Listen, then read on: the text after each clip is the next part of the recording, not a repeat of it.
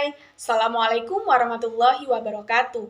Nama saya Nur Fadila dengan NIM 21188201036.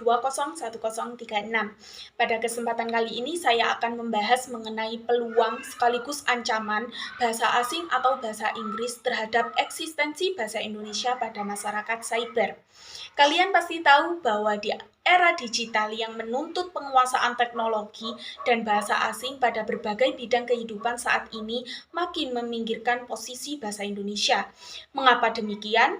Karena masyarakat lebih mementingkan bahasa asing atau bahasa Inggris daripada bahasa Indonesia, apalagi pada masyarakat cyber yang rata-rata bahasanya menggunakan bahasa Inggris, seperti kata unggah menjadi upload, kata ngomong-ngomong menjadi by the way, kata bertemu menjadi meeting, dan lain sebagainya. Terdapat peluang sekaligus ancaman bahasa asing atau bahasa Inggris terhadap bahasa Indonesia. Peluangnya yaitu bangsa Indonesia dapat mengikuti perkembangan internasional dengan lancar. Sedangkan ancamannya, bahasa Indonesia sedikit demi sedikit akan tergeser dengan bahasa Inggris.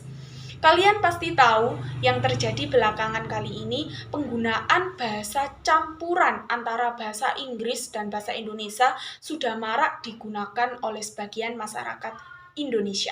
Lebih mirisnya, pencampuradukan bahasa lebih banyak digunakan oleh generasi penerus bangsa yang seharusnya lebih menggunakan bahasa Indonesia yang sesuai pedoman umum ejaan bahasa Indonesia.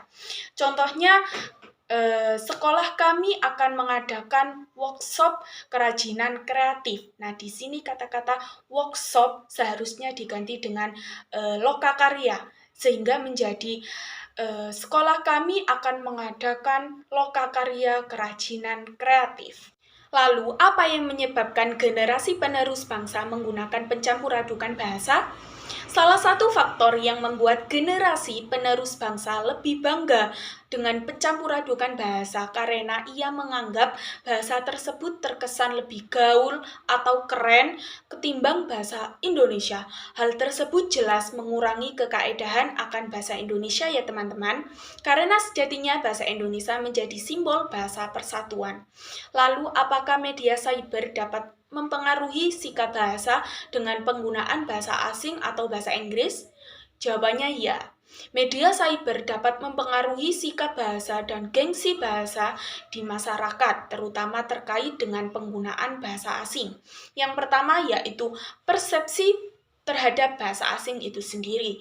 Media cyber dapat mempengaruhi persepsi masyarakat terhadap bahasa asing karena ia menganggap bahasa asing itu lebih modern, lebih canggih atau prestisius daripada bahasa Indonesia. Yang kedua yaitu gengsi bahasa.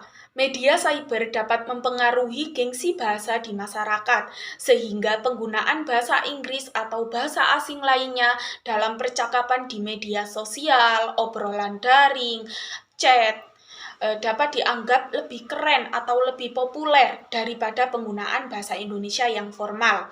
Yang ketiga yaitu sikap bahasa.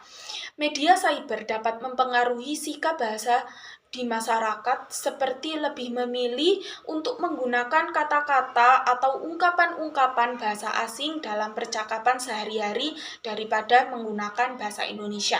Yang keempat yaitu pengaruh sosial.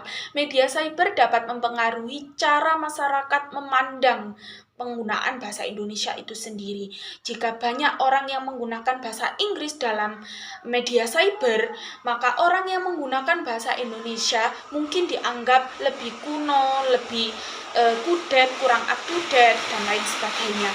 Lalu bagaimana dengan kita yang sebagai generasi penerus bangsa dalam menyikapi keberadaan bahasa asing di Indonesia?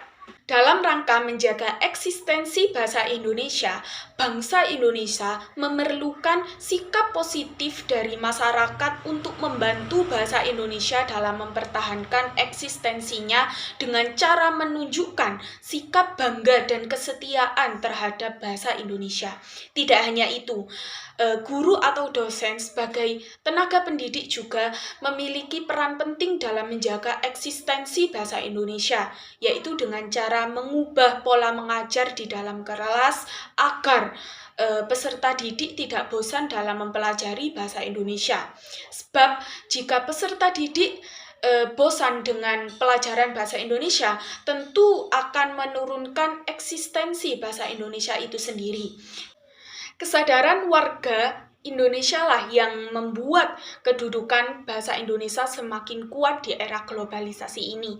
Tanpa kesadaran, penggunaan bahasa Indonesia akan tersingkirkan jika masyarakatnya saja tidak peduli akan eksistensi bahasa Indonesia itu sendiri, dan bangsa Indonesia akan kehilangan jati dirinya.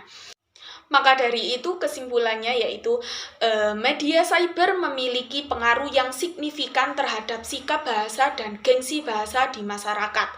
Oleh karena itu perlu dilakukan upaya untuk memperkuat pemahaman dan kesadaran masyarakat terhadap pentingnya penggunaan bahasa Indonesia yang baku dan formal, serta meningkatkan kualitas pendidikan bahasa Indonesia.